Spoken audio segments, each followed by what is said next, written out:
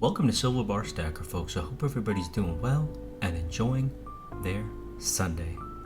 That's right, folks. Today is Sunday, and we've got a very important topic to discuss today here at SBS. And I'm talking about the topic of stacking as savings. That's right, folks.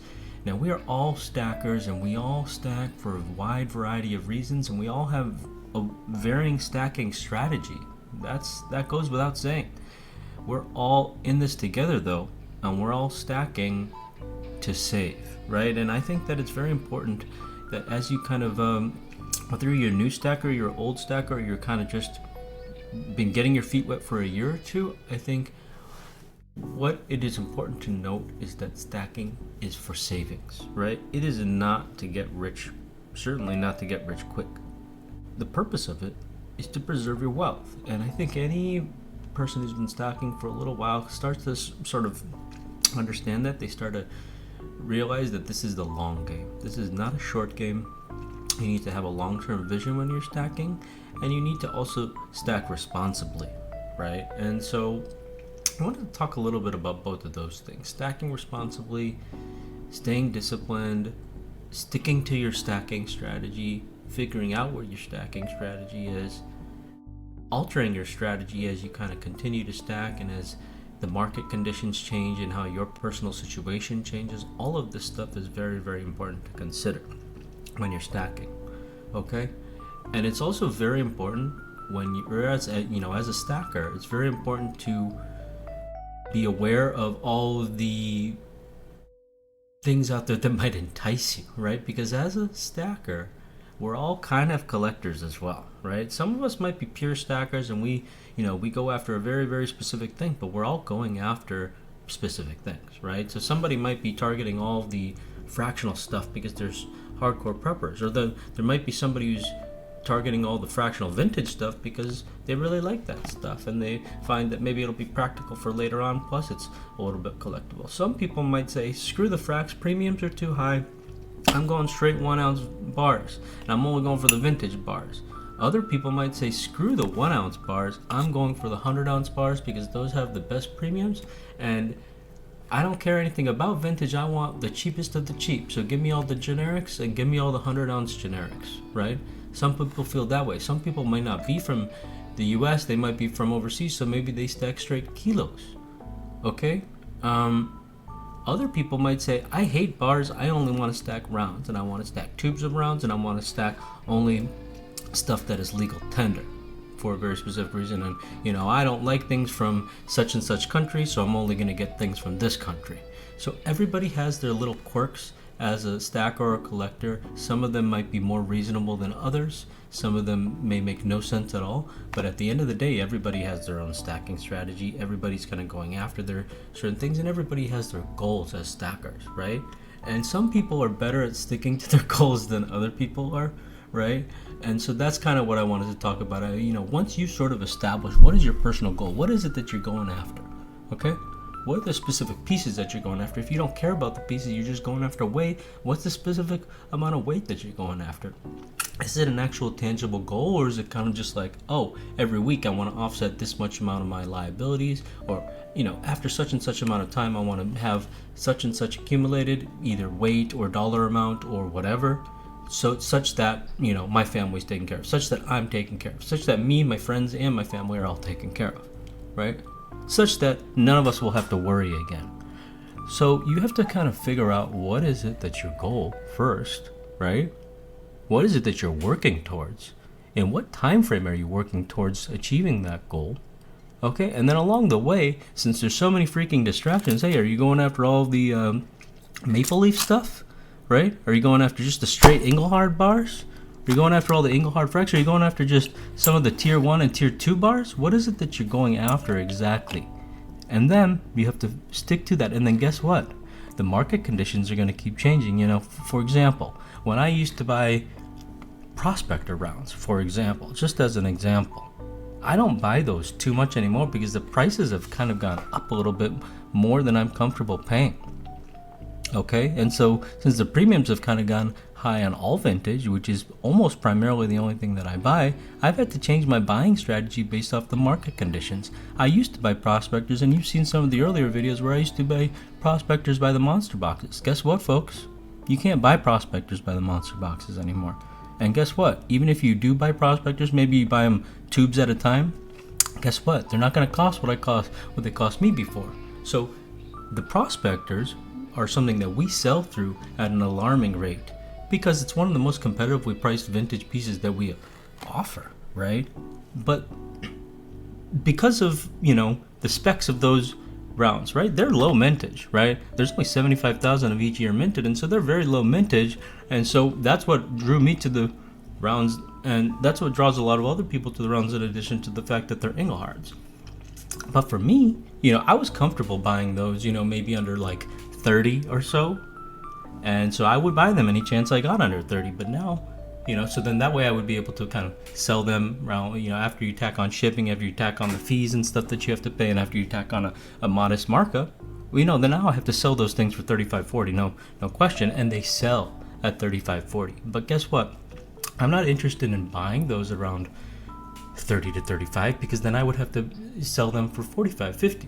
And some of the dates, like the 1983, for example, that will sell for 2-3 times more than $50. But I'm talking about the common dates.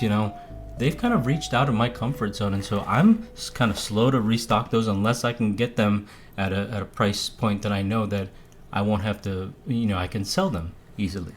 So because the market conditions have been changing, I've been slowing down on my prospector pickups, despite the fact that I've been selling through them quite a bit, because maybe in other people's stacking strategy they don't have enough prospectors yet, and so they're still trying to accumulate them even at that slightly higher price.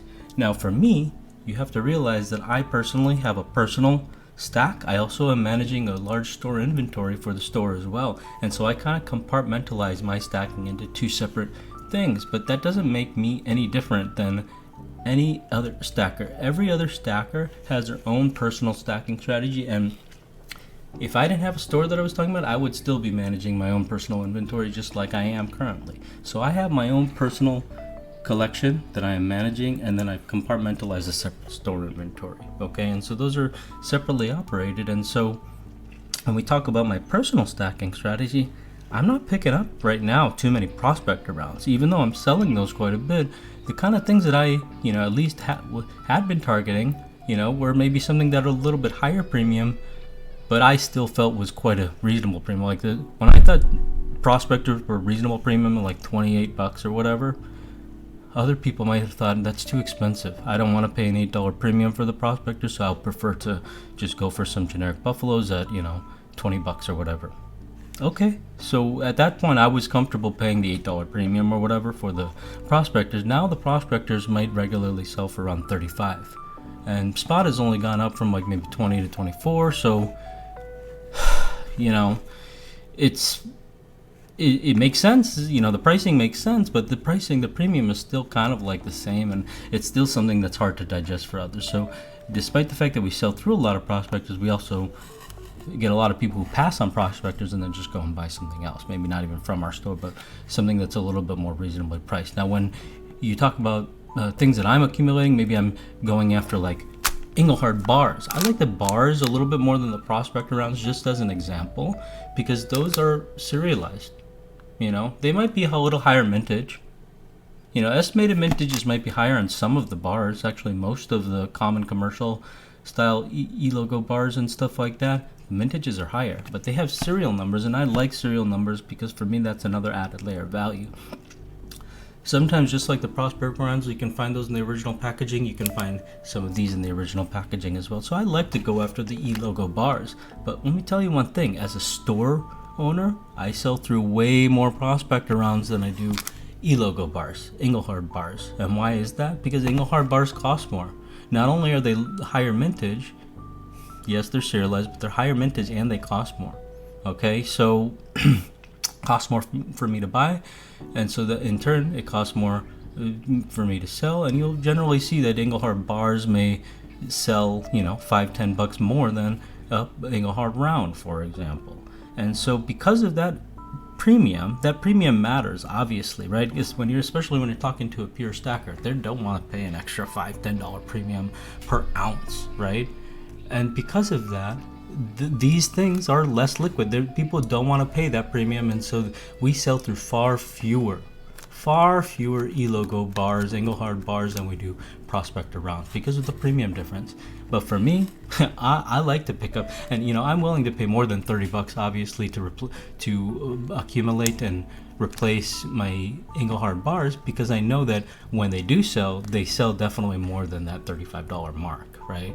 Whereas for a prospector round, if I'm trying to restock, then my stacking strategy and me trying to stay disciplined as a stacker, I'm unwilling to pay over whatever my purchase price is, right? And so my threshold for what I'll pay for a prospector round might be different than what I might pay for an Engelhard bar.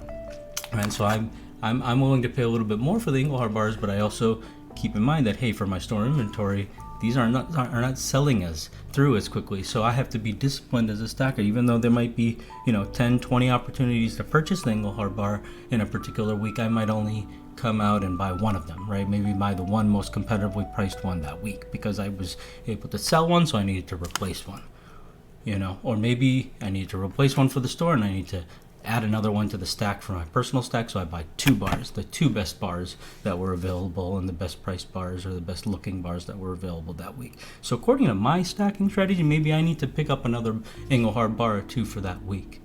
According to somebody else's stacking strategy, maybe they never want to pick up something that high premium, or maybe they'll limit it to just once a year or once a month or something like that.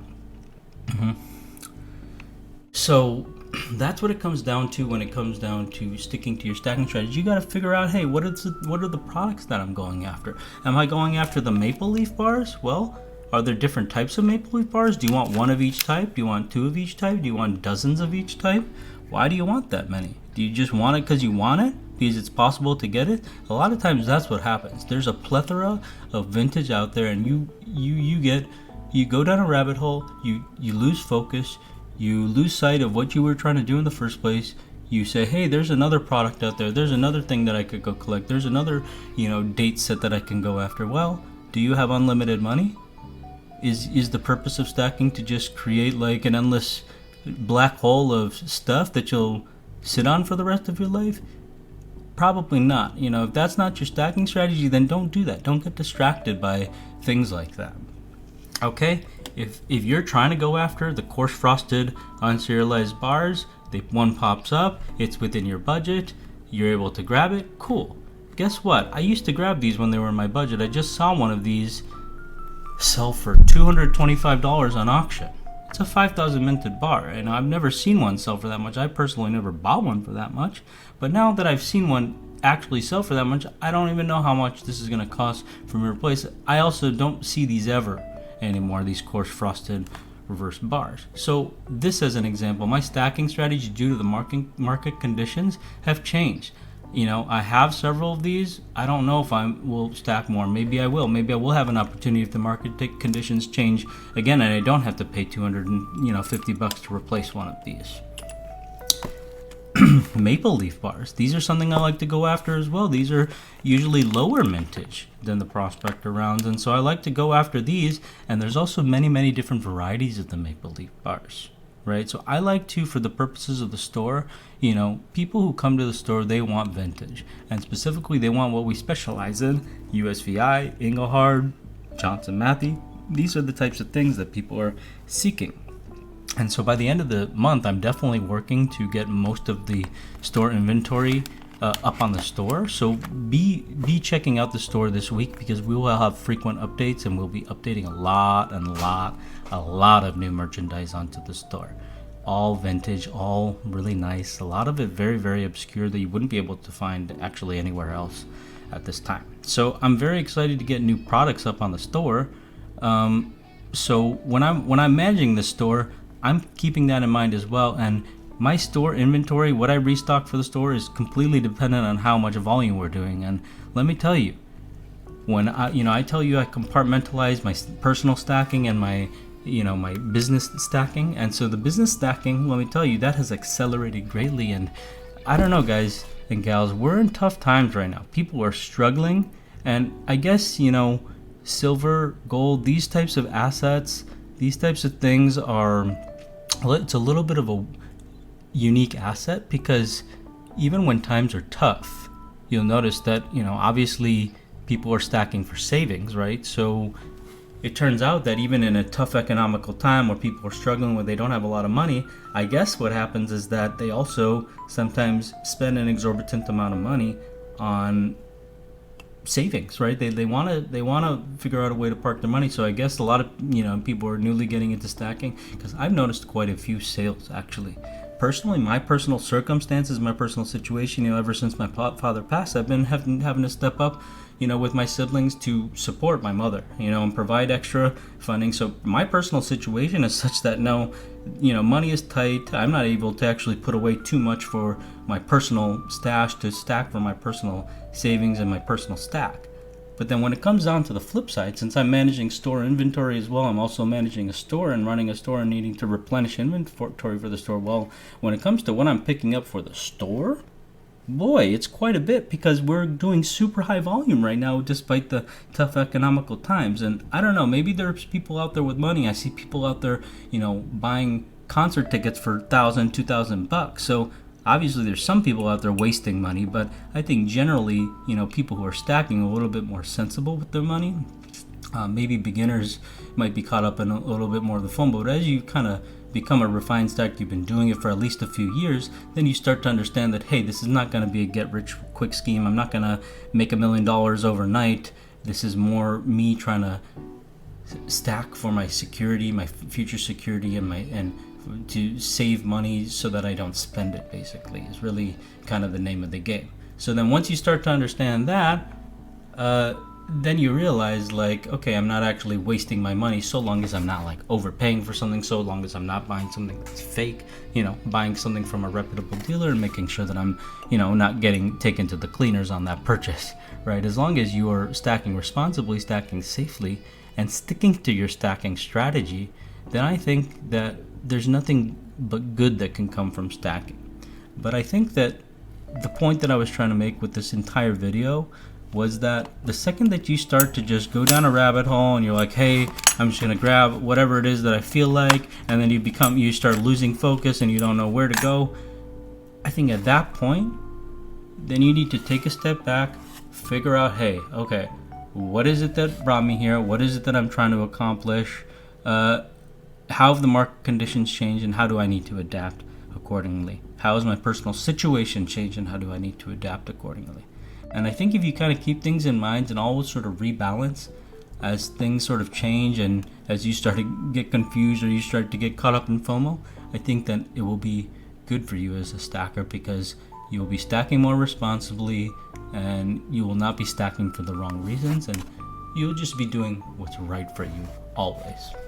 Cheers.